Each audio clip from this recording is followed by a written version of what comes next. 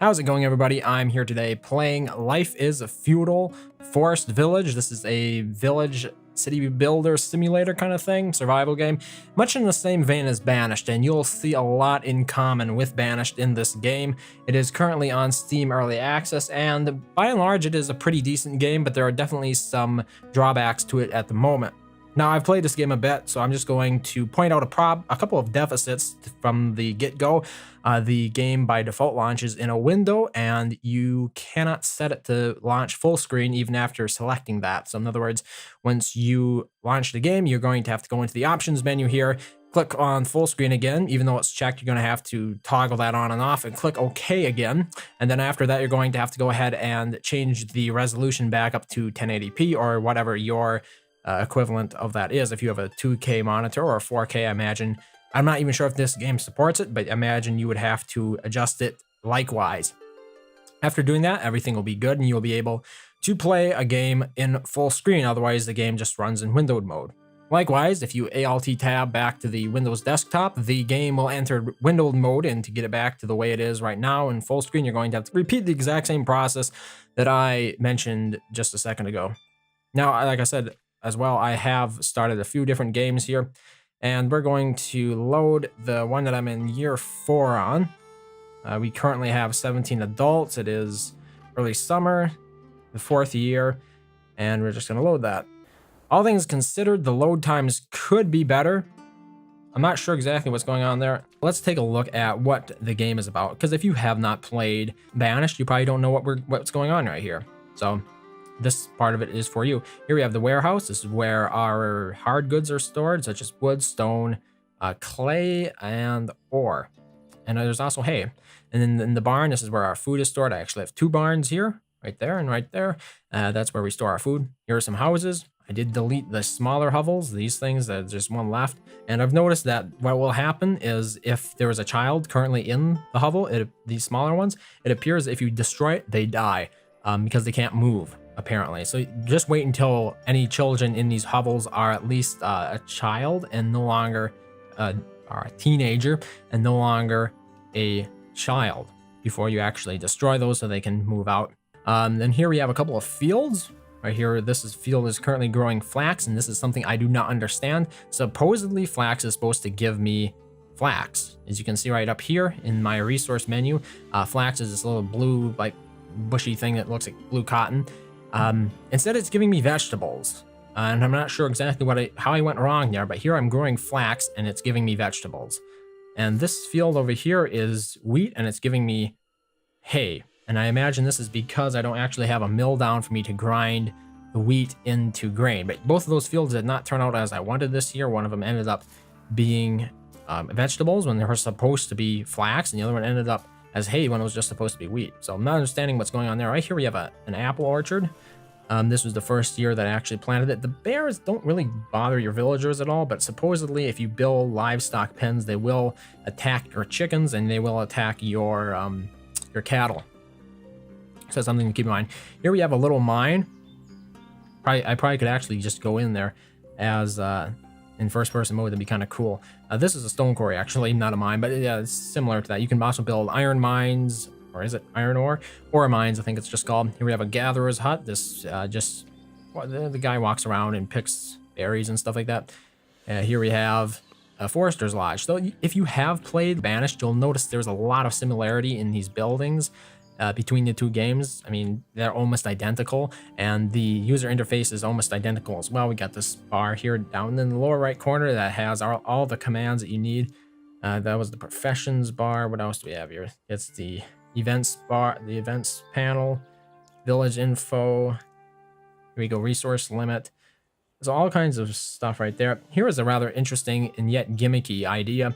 You can actually level the terrain. So in other words, we can create a hill, we can create a slope, we can raise or lower the ground. And unfortunately, I find this very gimmicky because it's hard to, I mean, look, right here. I'm trying to come up with I'm going to flatten this ground here. It's difficult to always tell what exactly is flat. You can look at this square. If that square in the corner looks square, then this would probably be a flat piece of land that would be accessible. But if you go up a little bit too much, or you go down a little bit too far, the area will be completely inaccessible. And it's also hard to blanket entire areas with this. As you'll notice right here for this house, I did the same thing. I actually dropped the ground down a little bit, and it does not look very pretty, but I managed to get it done. And the textures will stretch. Apparently there is no retexturing afterwards. Even after you reload it, it'll still have a very stretched texture look, which will ruin the look of the map. I have found if you adjust the map look too much, and it starts to look stretched, like this drop here by this house. It does not look all that appealing in my opinion. That is definitely something that could be worked on. I think it should be a lot easier to actually find a level amount of terrain. For example, if I wanted to drop this area right here down for a house, I would want it to be at the same level that this other house is built on. But that's going to be very difficult to do without multiple tries, and that should definitely be improved on. I mean, I like the idea of being able to control the level of the terrain yourself. In Banished, it would automatically level the terrain if it was needed, but in here you can do it yourself, and I like that idea. But I think it could be executed a little bit better. Right now it's just still too rudimentary to be practical. Right here we have the resource gathering. Here we have our different houses, storage, food, pretty much the same, all the same food types that you had in Banished. You got your chicken coop, I don't think there was a chicken coop in there, wasn't there? Yeah, there was. Pasture, more pastures. Oh, there are 3 pastures. There's a pig, there's a cattle, and there's a sheep. We got a windmill here as well. This looks like an asset that I've seen somewhere else. This windmill is huge. Look at that. That is a big windmill. I haven't had space to build it yet. And I've probably been playing this village about 4 hours. It took me a while to get acclimated to the game and how it worked. So I'm probably not doing all that well, but... And then here we have the general production menu. The stone quarry. You can find different areas to mine stone. I do like this over Banished as well. Makes it a lot easier. Here we have the iron ore mine. Same type of building, but I mean, it means that you don't have to excavate huge areas of the map or actually send your villagers all the way out over there to find more resources. You can get them close to home, which is nice. Your more town-oriented buildings, schools, medicine, and entertainment, and then of course roads. I have not used roads too much. These are just dirt paths, but supposedly they give my villagers a speed boost, so I'm all for that. Let's just turn the speed down a little bit, and let's talk about how the game works in terms of the user interface. So to begin with, we're looking at the user interface here that looks very much like the user interface back from Banished, and I actually consider this a negative because the user interface in Banished, in my opinion, was not the best. It was quite dated in terms of accessibility. There were plenty of dialogues that you could bring up and then pin to the screen like this, but the problem is we have moved past that in terms of user interface in many games, and if you look at newer games, the user interface has become scaled. And what I mean by this change is you will be able to omit information that is not relevant. For example, if we look here at our stockpile, these are all the goods that we have. Look at all the things that are displayed, of which I have none. Now, if you want a clean and a minimalistic looking user interface, all of those would be removed, right? We only need to display important information. And in addition to that, you could, for example, only choose to display up front the goods that you are interested in. For example, raw materials, food, craftable items, stuff like that. How you would go about doing this? That otherwise is then you would have a drop-down menu of sorts. So you'd be able to select the different types, the different categories of goods, and then work from there. Unfortunately, that is not what this game went for, and this is what makes it feel like a complete cash-in to me. I mean, everybody knows that Banished is a very popular survival city builder sort of game. It's set in a very medieval time period, just like this. I mean, this is based off of the Life is Feudal universe, I believe, and so is Banished. I mean, it's set in the same time period essentially. So you have to do something to set yourself apart from that, from your motivation. I mean, your muse, the game that this is inspired by, to actually justify a purchase. I mean, if you're just going to remake the exact same game, why would you bother? Why would anybody bother buying this? This is like the 2 million Clash of Clans clones you can find in any given app store on mobile. So moving on from the user interface, let's talk a little bit about how the game moves. Now, normally, I would like to scroll around the map by moving to the edges of the screen. Doesn't work. Or clicking and dragging the screen with the left mouse button. Also doesn't work. Now, this might not be a problem for everybody people who don't mind using the keyboard commands all the time, but I'm stuck here using WASD without any other options. And I want to point out again that this game is currently in early access, but I think these are some very fundamental issues that should be resolved early on in the development process. For the user interface, it should be less modular, it should be more fluid, more modernistic if you want to improve upon Banished. And really, the controls just moving on the map. I should be able to do this and use this entire game. I should be able to play this entire game just using a pointing device such as a mouse. There's really no reason that I should need to use WASD to scroll around the map on the keyboard, and my wrist gets tired from doing that over prolonged periods because I just have my hand hovering above the keyboard there all the time. And like I said, that might not be an issue for everybody. It depends upon how you have your keyboard set up, but for me, it is an issue. And now one thing that really sets Life is Feudal Forest Village, I'm just going to refer to it as Forest Village from now on, apart from Banished, is the fact you can actually take control of characters. So I've selected this character here, and here we go. First person mode. We can actually take control of her and walk her back to a very, very slow walking back to the barn. And look at that guy. He just jumped up on top of a crate. And look at this motion sickness. Ugh. It is just the worst. The thing is, can we drop? Yeah, we can actually drop what we were carrying here. I'm feeling motion sick already. And this is because the cursor does not follow in locked order. There's some latency between you moving the mouse and the camera actually moving. So you get this feeling, it's like this seasick feeling. It's going, ooh, ooh, ooh.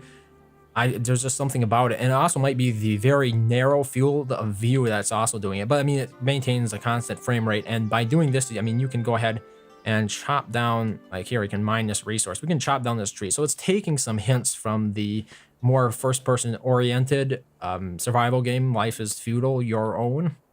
And it's actually incorporating some of those aspects into the city building game, which I actually find quite interesting as a concept.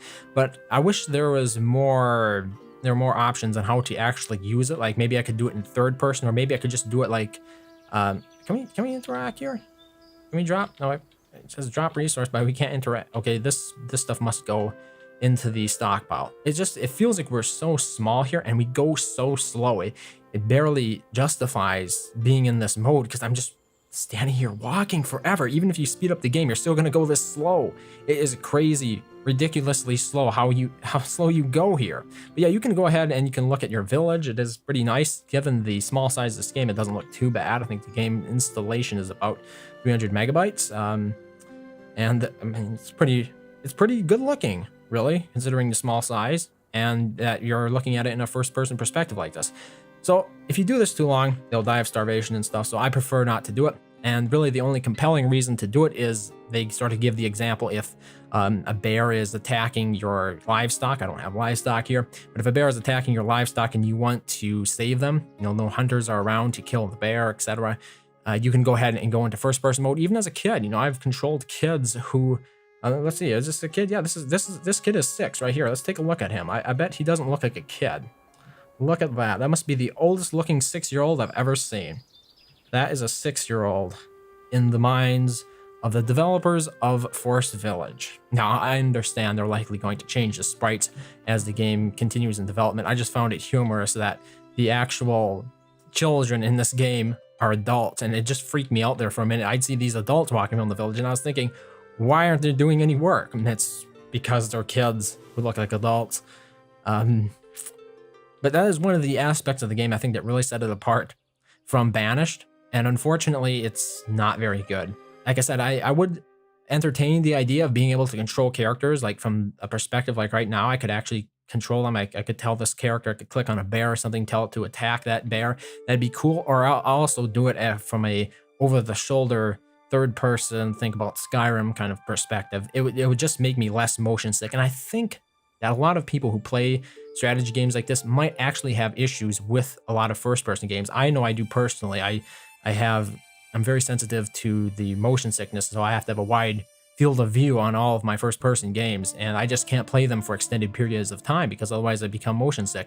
And that is a real problem here. If you're going to be incorporating a mechanic into the game that almost requires you to use the first-person perspective at certain times to be more efficient, because if you control a person, like this one right here, and then you walk over you walk over to do something, we can actually press 1, which will issue a rallying cry, and everybody will chop fast. I'm not sure how well this works. Okay, you can see the rallying cry. There's a little bar on the bottom that's increasing right now, and everybody around me will work faster.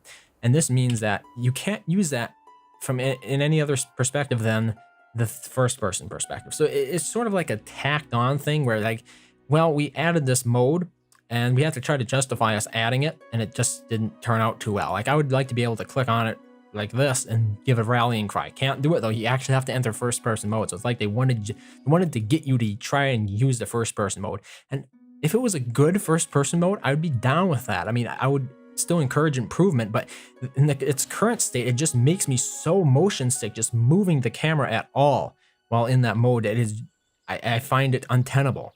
It's simply not an option for me. So that's it gets over a couple of the negatives, I guess you could say. Some of the positives from my experience here, I mean, given that this is in early access yet, it is looking quite promising. I know it might surprise you, but the thing is, Banished is no longer being developed, right? So if you're looking for, additional content for Banished, it's unlikely to happen. But with this game, hopefully it will continue to be developed and we will actually see more content for it than we did with Banished. And who knows, there might even be support for it 2 years down the line if it is actually well received upon, the official launch. And I think that would be a good thing. We could actually see DLC, and that might encourage more people to stick around and play it a little bit more. So if you're looking for a game like Banished that is currently under development, and you're likely to see some new stuff in it, then Forest Village might definitely be the game for you. But in general, I'm leaning a little bit more towards Banished. I do like the cheery island look of this game. I mean, it looks really nice in my opinion. Banished looked nice as well. I really like the look of Banished wells, but I think this one looks a little bit more colorful. And that's a personal preference. I don't necessarily care for the fact that when the game changes the time of day, like right now we're hitting, looks like the sun's going down a little bit. Yeah, when in between dusk and night, it becomes very difficult to see anything. So I think it could definitely tone back on the fog a bit. The fog is not being used because of the field of view. I mean, you can see right now the field of view is just fine. We're holding a steady 60 frames a second. We got a great field of view there. The fog is not crowding in on us at all. But when dawn and I think dusk, both of those have issues regarding visibility, and it makes it very difficult to see. Even at night, it's very difficult to see what's going on the map. I would like that to be tweaked a little bit more. I mean, I like the idea of having different times of day. I think that's really, see, like right now you can see it's getting really foggy, very difficult to see anything. Just not very appealing. I mean, it does have a certain mystique to it, but you'll find that when you're actually trying to work and actually build things and stuff during when it looks like that, not very practical. So it's more like looks over function here. The game now, there has been some discussion about the actual speed of it. Right now we're going on ×1 speed, which is what the game defaults to if you actually go into first person mode, I believe. But you can speed it up to ×10, and some people have said this is simply not fast enough, that it should go like one faster, like 5 should be by default the right speed, and then you jump up to maybe 10 and then 15 when you're going really fast. Now I'm not sure how this performance would affect the game, or how the game would perform at that speed, but it will take some time to construct things because the game does not run all that fast. Even at 10, it will take a few minutes to go through a season. But I think that's pretty much it. I know I haven't nearly scratched, I've just barely scratched the surface on this game. And overall, I would say I'm optimistic for it. It's a cautious recommendation on my part. To me, I would say that if you are somebody who enjoyed Banished and yet were disappointed that Banished was no longer in development, that the current single developer was no longer providing content for it, and you're interested in just something different, this might be a game worth looking at because the game is currently in early access and will only hopefully improve from here. You'll be seeing more content and hopefully more features than the original Banished had. I think that would be a good thing. Not because I hate Banished, I really like that game as well, but I think there are a lot of people who were a bit disappointed that the support for the game was dropped a little bit early. There was no like DLC for it, which is understandable considering it's an indie game, but at the same time, in this day and age, it's it's so unusual to find even smaller games not have like yearly DLC for them. It seems to be a more common trend all the time. So yeah, that is Life is Feudal. Life is Feudal Forest Village. I think it should just be called the Forest Village. Try to drop the Life is Feudal tag. I'm not exactly sure what the selling point is on that. Life is Feudal is not exactly a overwhelmingly critically acclaimed game. It's mixed at the moment in terms of reviews. So I'm not sure why they felt the need to bog this one down. And this game is being done by a different developer, but is being published by the same publisher that published Life is Feudal. And you should know that Life is Feudal, while it was in early access for a long time, it has since been released. So if there's any concern that you might have about this game, sort of competing for the attention of the publisher because they both be in early access, that is not the case. This is currently the only Life is Feudal title, part of the franchise that is currently in early access, as the original Life is Feudal Your Own, which was a first-person MMORPG kind of game, it has been released. So something to look forward to. I have a difficulty closing these out. It seems like I can't tie everything up in a neat little bow, and I'm always worried that I might have left out something important. But I've had fun playing it, and I think that's what really matters in the end. So thank you very much for watching, and I hope to see you next time.